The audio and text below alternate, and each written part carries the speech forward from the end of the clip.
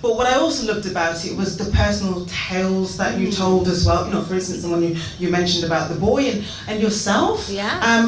You spoke about, for instance, when talking about people who are disabled. Yeah. Your story about when you were 15. Can you perhaps talk to the audience about that? Yeah, for sure. Yeah. So in the book, I look at lots of different others. So it's the other man, the other woman, other body, other class, other age, other sex, obviously there's a lot of groups that cross over.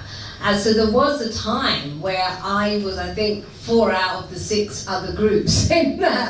Obviously I'm a woman, I'm black, I'm working class, and there was a time when I was disabled as well. And so I talk about that. Basically when I was 15, I was hit by a car and I fractured and dislocated my vertebrae. And I was so lucky, like if it had been a few small centimeters to the left, I would have been paralyzed neck down. I was so lucky. And then from there, I had another 3 years of rehabilitation.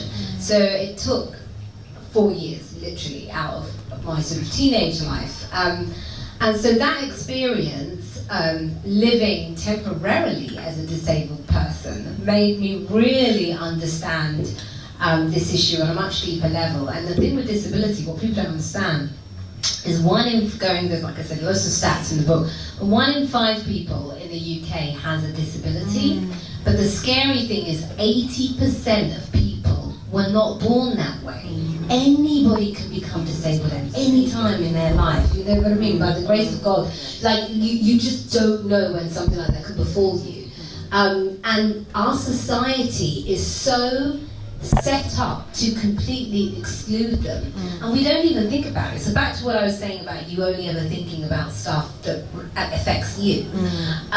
Recently, so near my house, there's like a viewing platform where you can stand on top and see like a whole view of London, and I go there all the time. It's a really peaceful view.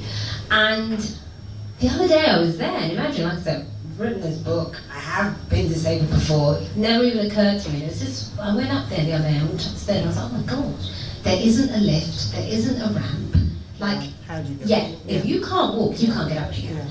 Or if you're a mum with a pushchair, do you know what I mean? Or lots of luggage. See, the thing with these things is when we create systems that include people, actually everyone else benefits. So next time you're at the airport and you see a TV screen that's muted and the subtitles, that was created for deaf people. But yet actually hearing people use that more so than even deaf people.